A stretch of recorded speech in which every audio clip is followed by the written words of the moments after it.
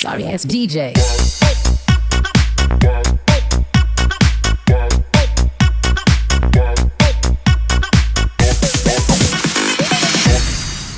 Graça e paz a todos, vamos começar mais uma aula bíblica, né? Vamos continuar, nós estamos estudando o livro de Atos, né? E semana passada nós falamos sobre a descida do Espírito Santo e falamos sobre a questão das línguas estranhas, né? Hoje tem pergunta, Lucas? Não, né? Tá.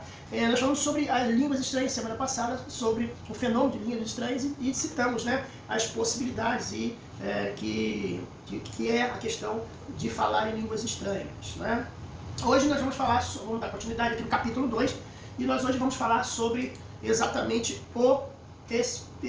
a mensagem, ou a pregação de Pedro, né? A pregação de Pedro, né? E eu gostaria que você abrisse sua Bíblia no livro de Atos, capítulo 2. Vou aqui só clicar aqui uma coisa. Atos, capítulo 2.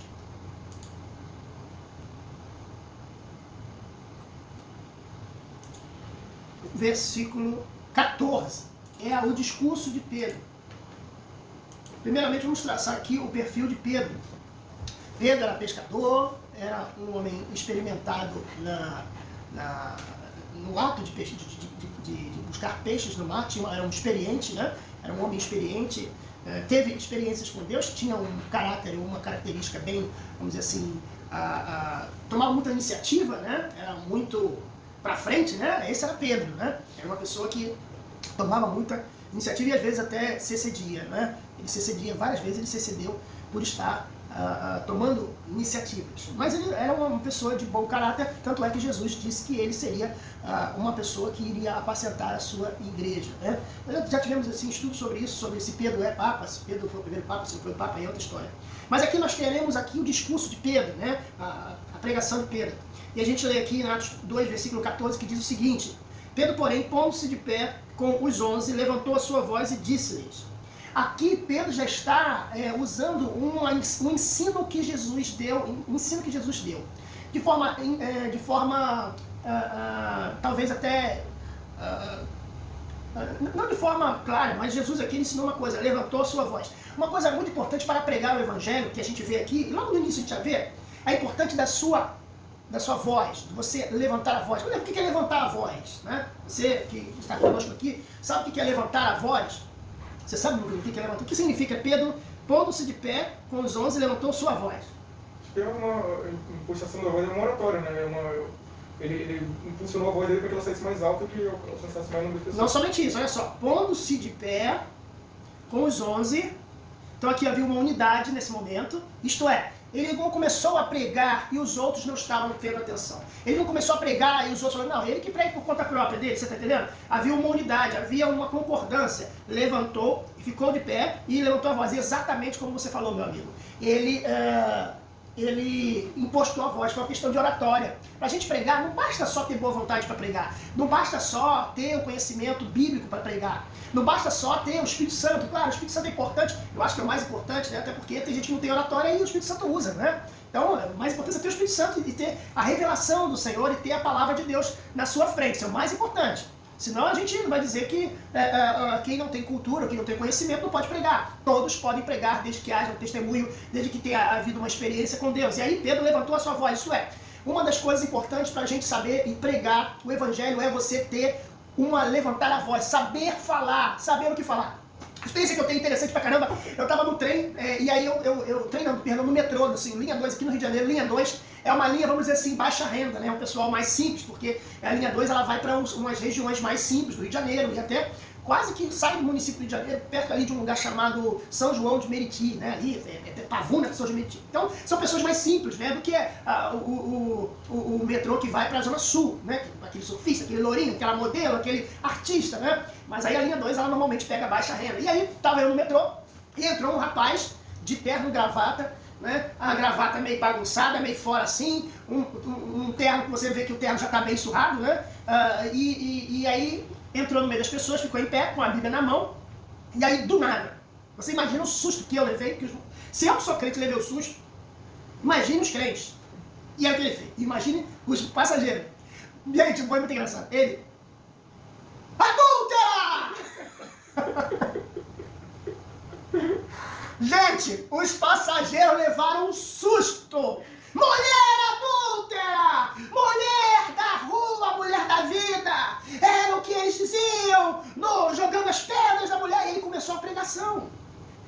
E aí eu fiquei observando aquele irmão pregando.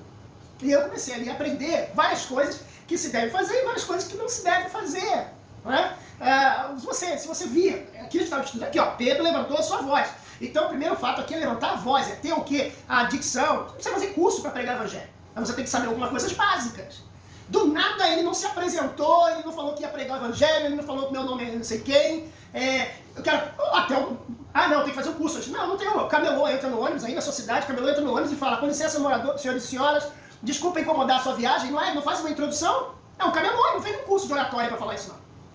E aí ele começou a gritar, e começou a falar umas coisas desconexas. A pregação dele, ou a mensagem que ele queria falar, tinha uma mistura desconexa com as coisas, não tinha um sentido. E ele começou a pregar uma mensagem ofensiva às pessoas. Começou a pregar uma mensagem, claro, ninguém está falando que a gente deve dar refresco, né?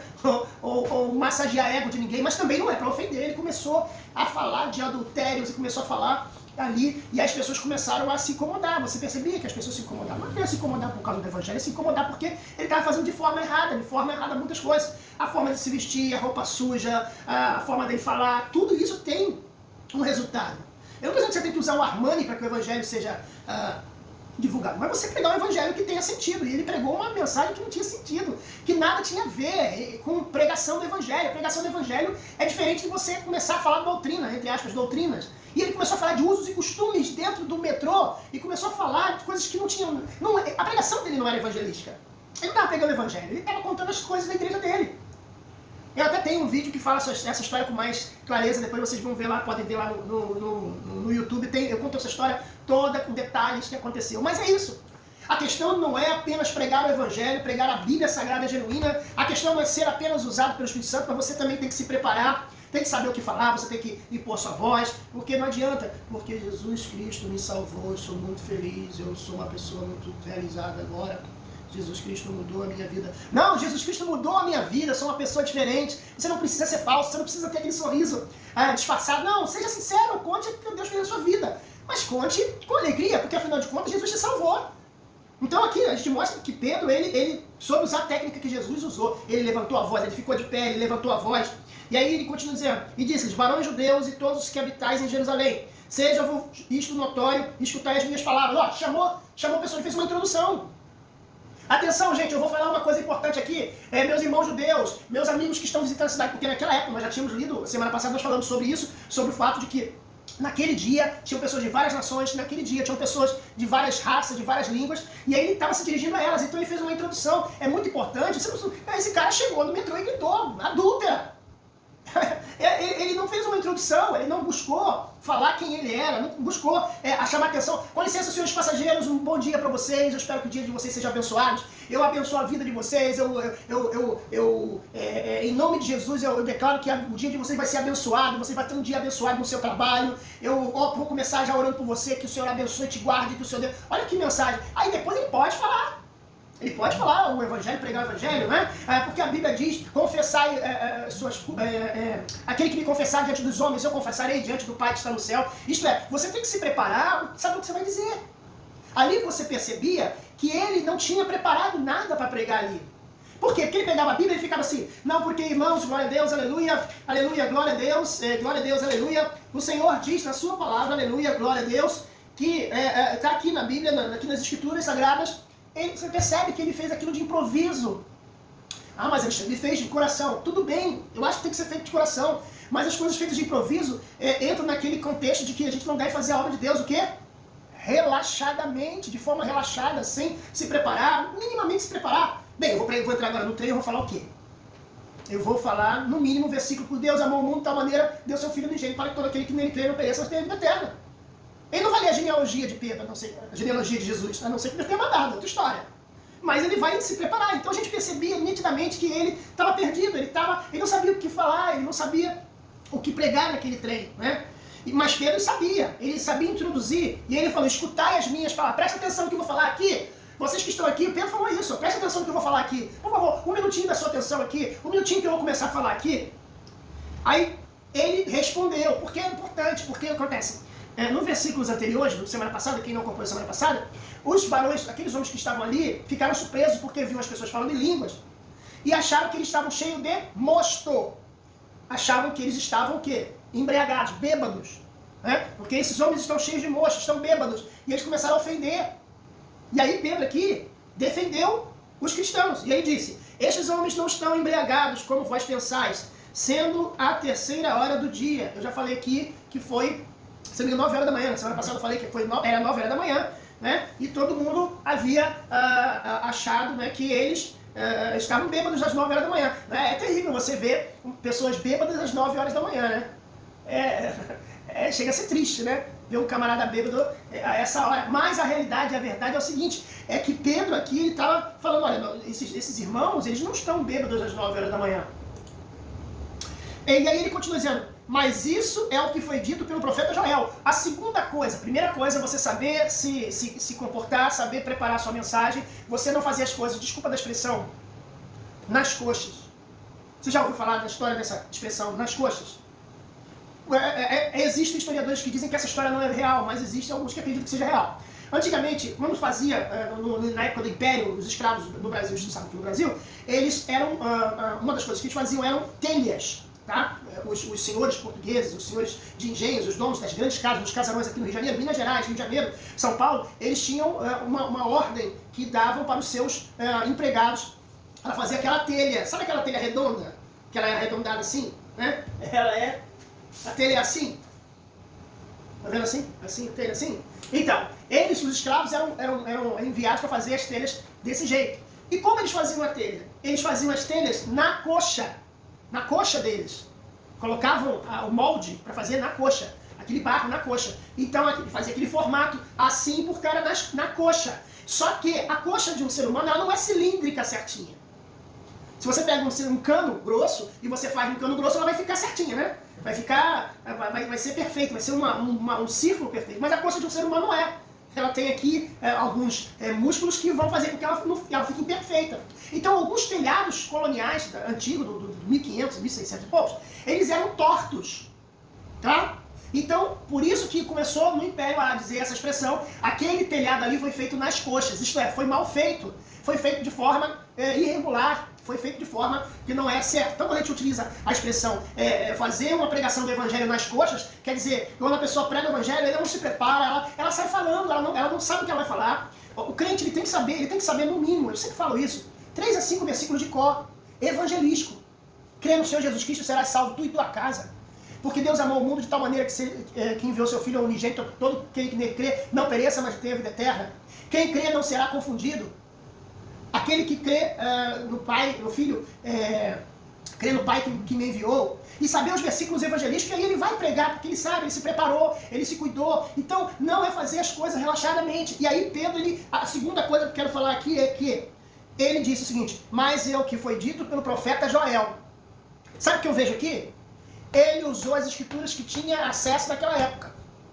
Não é só a sua palavra, não é só o seu discurso, o evangelho para ser pregado não é só o seu discurso, o evangelho para ser pregado não é só a minha palavra, a sua palavra, mas ela tem que estar embasada. Pedro, ele começou a pregação dele com embasamento bíblico. Tem pessoas que fazem suas pregações bonitas, são interessantes, mas não tem embasamento bíblico. A gente tem que entender que tem que ter embasamento bíblico. E ele aqui, a Bíblia que ele tinha, o acesso que ele tinha à Bíblia eram quem? Eram os livros, a Torá, que ele tinha acesso, era o que mais? Os profetas maiores, os profetas menores, os livros dos Salmos, ele tinha o Antigo Testamento, podemos dizer assim, à disposição dele. Então ele usou a Bíblia que ele tinha. E aí ele começou a falar. E aí ele leu, ou falou, proclamou o texto de Joel, né?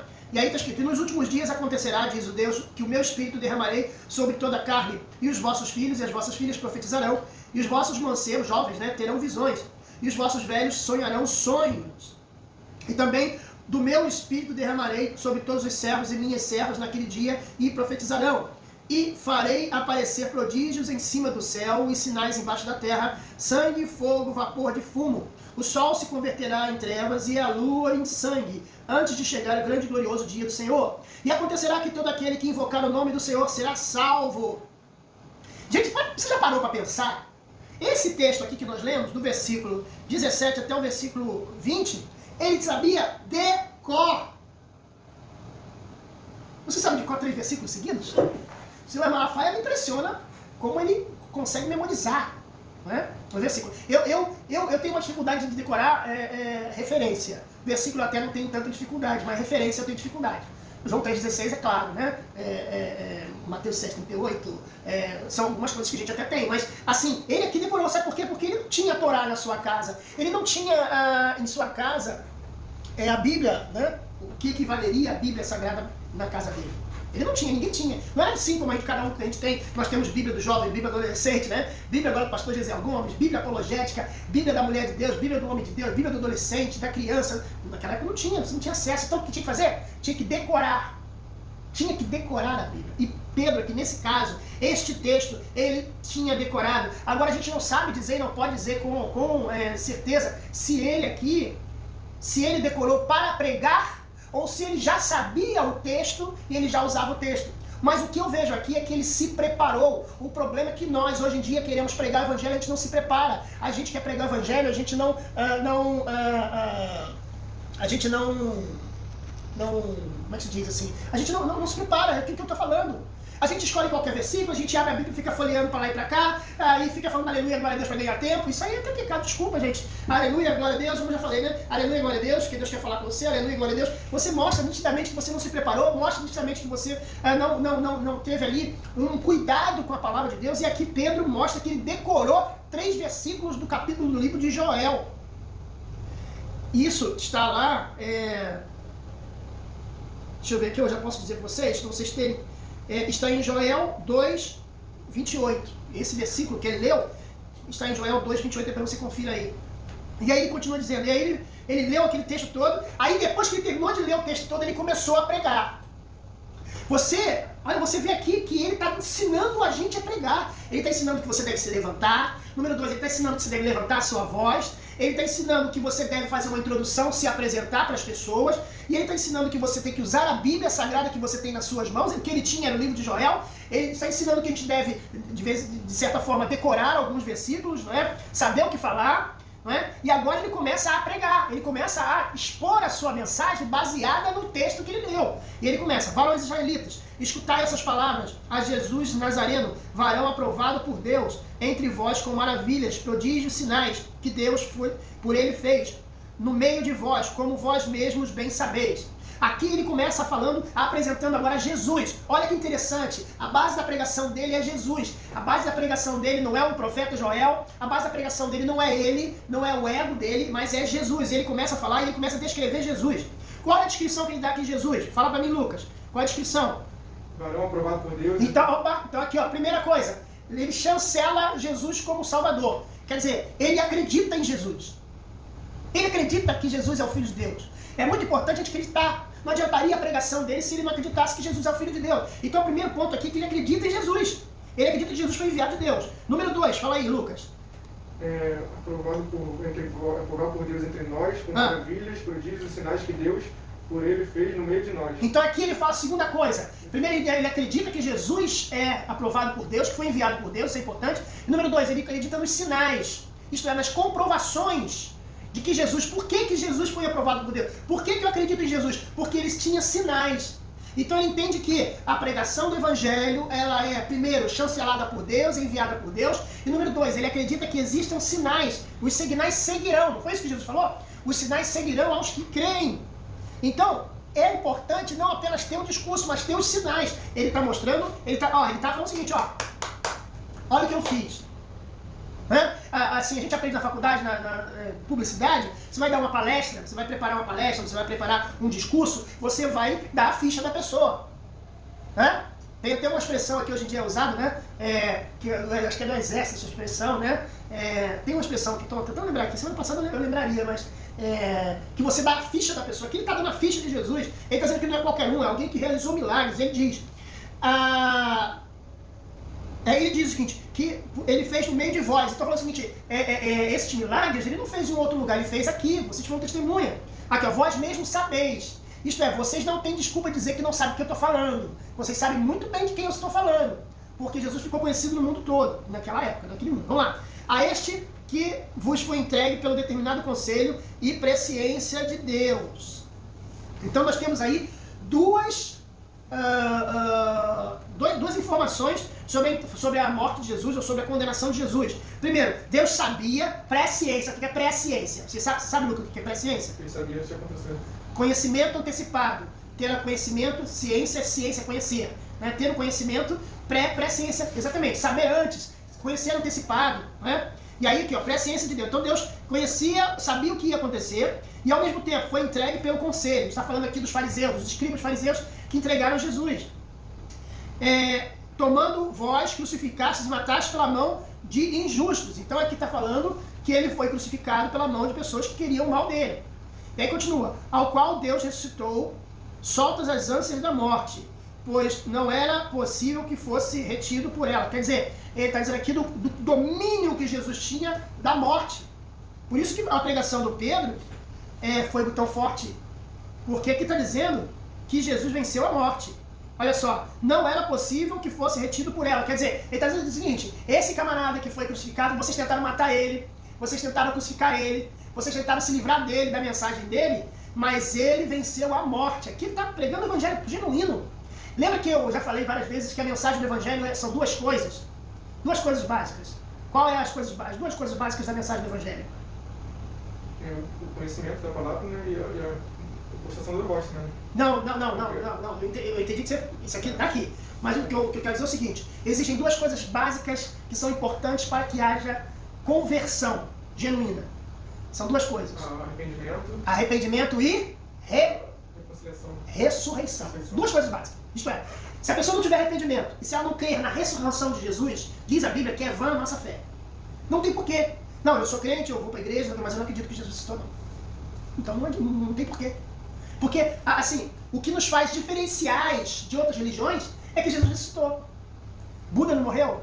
Siddhartha Gautama. É porque a salvação, na verdade, é a salvação da morte eterna, né? Se a gente acredita que Jesus morreu, é como se ele não pudesse mudar uma coisa que ele não fez. Né? Exatamente! Jesus é superior às outras religiões, com todo respeito às outras religiões. Jesus é superior às outras filosofias de vida. Porque se você for estudar, Allan Kardec morreu, no caso do kardecismo, os católicos, os espíritas, se você vê Siddhartha Gautama, que é o Buda, que eu já falei, morreu, o próprio Maomé, ele morreu, né? Na verdade dizem que ele subiu aos céus, né? E outros mestres ou pessoas de religiões, todas elas morreram. Isto é, o nosso entendimento bíblico é que Jesus foi o único que venceu a morte. Ele, entendeu? Morreu, acabou. A mensagem dele, claro, de algumas religiões continua, como aconteceu com o budismo, como aconteceu com o espiritismo, como aconteceu com o islamismo, eles continuaram. Mas os seus fundadores, os seus mestres, os seus líderes, morreram. Aí me vem um camarada e diz o seguinte, ao qual Deus ressuscitou, pois não era possível ser retido por ela. Então a gente tem um diferencial. A mensagem do evangelho tem um diferencial, a ressurreição. Os espíritas têm a reencarnação, que é diferente da ressurreição. A reencarnação, a mesma pessoa volta no corpo de uma outra pessoa. Até no budismo existe um pouco disso, só que no budismo eles têm ali uma ampliação para os animais, para os insetos, você pode voltar no inseto, animal. Né? Mas a ressurreição é superior à reencarnação. Porque a ressurreição quer dizer o seguinte, a morte te derrubou, mas algo poderoso trouxe você de volta, no mesmo corpo. No mesmo corpo no sentido de, claro que é um corpo glorioso, um corpo que tem diferenciais, mas no sentido de que você venceu a morte como Jesus venceu. É por isso que a ressurreição, ela é diferenciada. E aí ele diz, porque dele disse Davi, sempre via diante de mim o Senhor, porque está já à minha direita, para que não seja comovido. Por isso se alegrou o meu coração e a minha língua exultou, e ainda a minha carne há de repousar em esperança, pois não deixarás a minha alma no Hades, nem permitirás o teu santo, que o teu santo veja a corrupção. Aqui ele cita mais uma vez a Bíblia. Aqui ele cita, deixa eu ver aqui para vocês, vamos ver aqui, cadê, Salmo 16, do 8 a 11.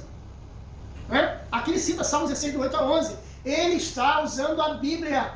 O crente não pode só pregar a experiência dele, experiência muito boa. Outro dia eu botei lá no Facebook, né? A experiência não é maior que a Bíblia. Eu botei isso.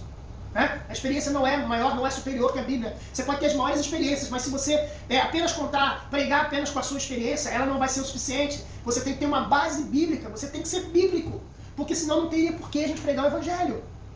E aí ele continua com a Bíblia, ele diz, e aqui ele está falando sobre um versículo profético, falando do Messias. Esse versículo fala do Messias, ó. Não permitirás, não deixarás a minha alma no Hades, nem permitirás o seu santo veja a corrupção. Aqui está falando de Jesus. Jesus não tinha pecado, corrupção, pecado. E está falando do Hades. Hades é sepulcro, né? Que simboliza o inferno. Hades é do grego, né? Inferno, Hades. Tem até os personagens da mitologia grega, né? Hades, né?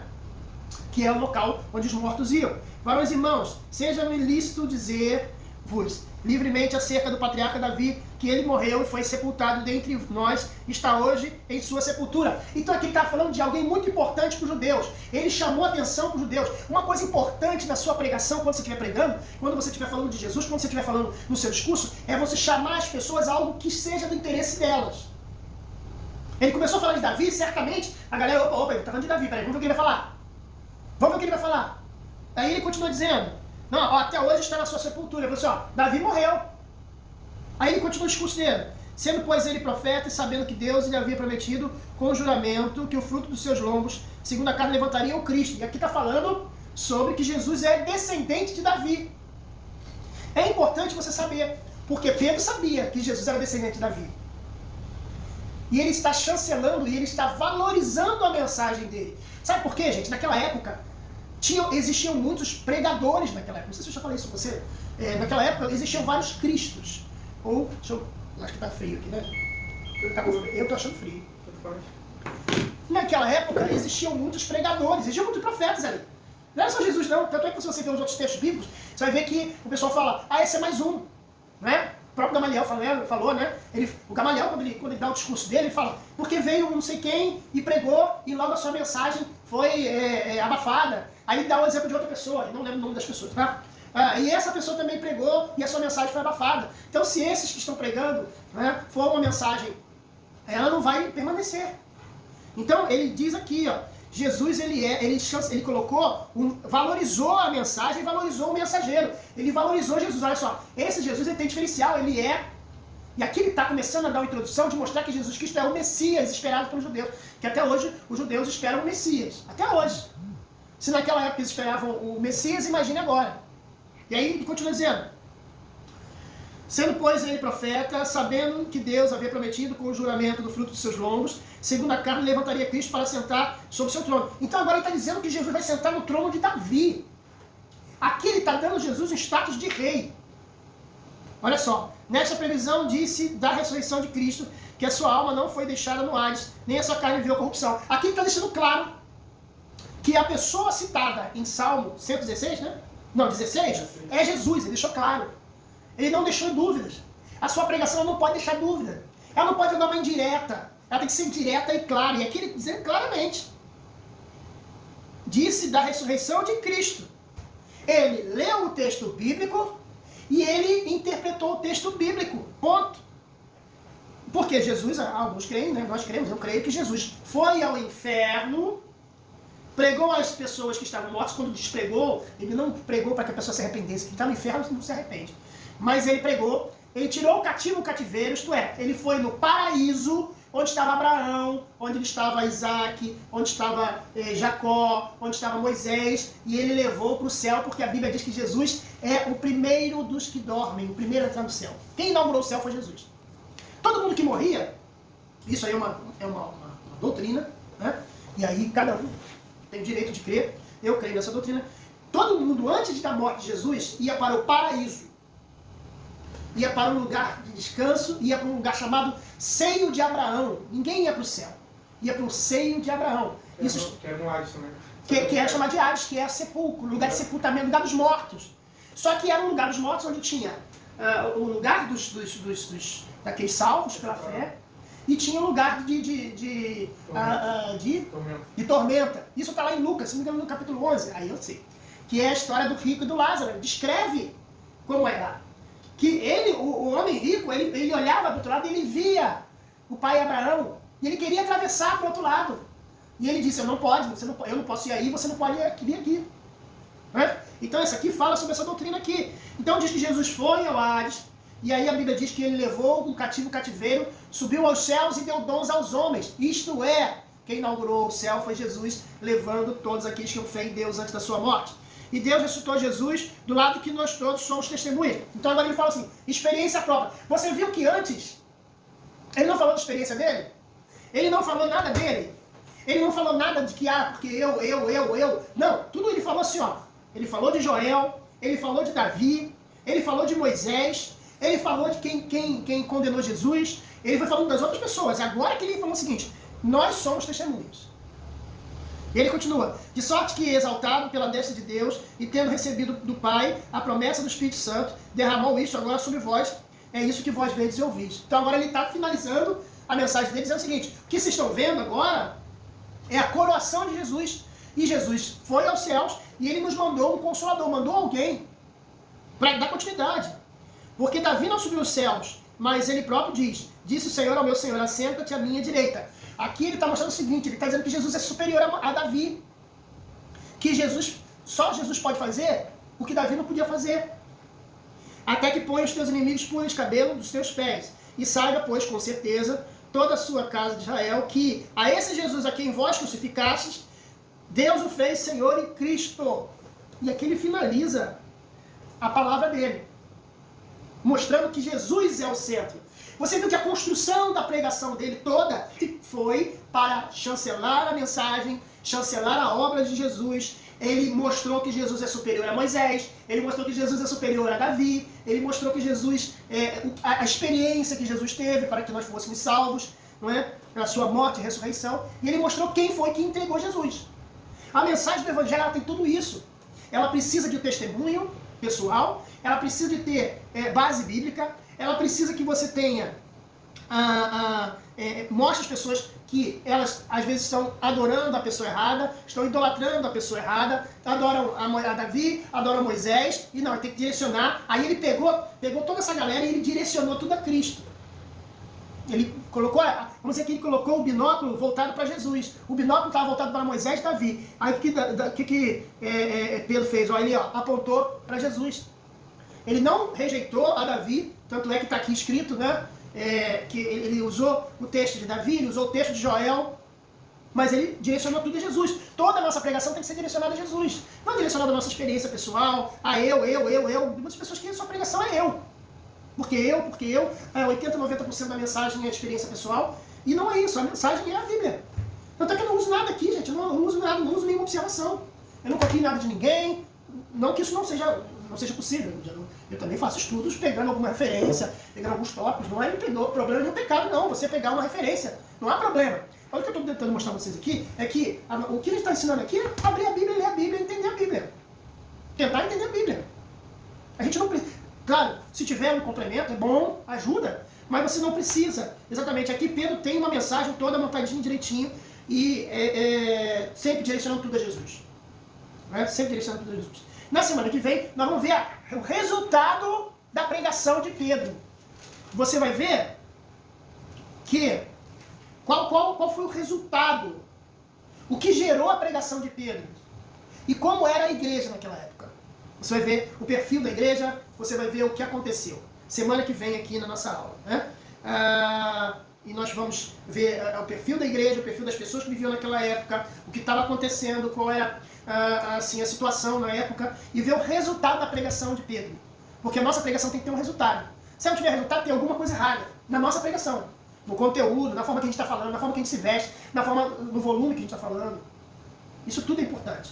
Então eu recomendo para vocês, hoje no final dessa aula, eu recomendo vocês, eu vou botar aqui nessa própria transmissão, o link da história desse rapaz que estava pregando no metrô e a forma, e eu descrevi ali, eu acho que 4 ou 5 erros, né, erros assim, ao meu ver, que ele cometeu no trem, no metrô, né, no trem do metrô, ao pregar o evangelho, sem planejamento, com a imagem também deturpada, e que ao invés dele trazer uma mensagem do evangelho, ele trouxe uma mensagem que é uma pessoa despreparada e que fala coisa com coisa. A gente não pode ser taxado como... Às vezes a pessoa, porque o crente é taxado como louco. Mas por quê? Às vezes ele passa a ideia do louco. Porque ele quer pregar sujo, ele quer pregar qualquer coisa, ele quer pregar coisa que não está na Bíblia, ele quer pregar uma mensagem desconexa. E aí qualquer pessoa vai dizer que ele é maluco. E ele não vai funcionar. Não adianta. Deus opera quando a palavra dele... a pessoa pode não saber ler e escrever. Mas se ele pregar a vida genuína dele, falando português errado, ele falar de forma, vamos dizer assim, sem o português clássico, mas ele falar o verdadeiro, genuíno evangelho, por isso que eu falo, todo mundo pode pregar o evangelho. Como se prega, Lucas, se a pessoa não conhece a Bíblia? Tem como. Aí que tá. Agora que vai ser surpresa pra você. Tem como pregar o evangelho, sim. Ó, mas como, Alexandre? Peraí. Parou tudo, para tudo. É possível pregar o evangelho sem conhecer a Bíblia? É possível pregar o evangelho sem conhecer Cristo? Não. Mas sem conhecer a Bíblia pode. Sabe por quê? Camarada aceitou Jesus semana passada. Ele conhece a Bíblia? Não necessariamente. Mas ele pode contar o que aconteceu na vida dele? Ele pode. Quando eu ouvi aquela mensagem que o irmão estava pregando na praça, eu senti dentro de mim uma coisa transformadora. Eu senti uma coisa diferente. E eu comecei a chorar. E eu comecei, ele não está usando a Bíblia não. Eu comecei a ter uma transformação na minha vida. E eu senti que eu tinha que ouvir aquela mensagem. E agora eu estou vindo na igreja. Ou agora eu estou lendo até a Bíblia, não sei ainda. Mas eu estou sentindo uma transformação na minha vida. Caramba, eu fiquei surpreso que eu parei de, parei de fumar. Eu parei de ter interesse de beber. Eu voltei para minha mulher. Cheguei em casa, minha mulher me recebeu bem. Está acontecendo as coisas aqui na minha vida. Meu patrão, me deu um aumento, não sei, mas tá. Ele sente que está tendo transformações.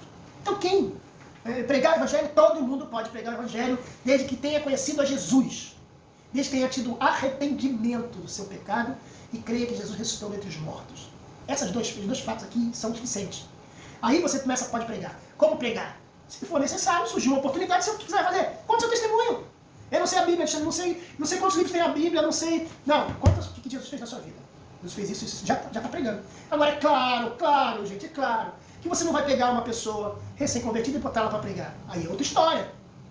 Mas, se precisar de pregar, eu sempre falo para um novo convertido, para a pessoa que está começando na vida, a fé, assim, você pode pregar, mas você conta o que Jesus fez na sua vida. Aí depois eu até oriento, tem esse versículozinho aqui, explica o versículo para a pessoa, olha, esse versículozinho aqui, e aí é discipulado, aí ensino.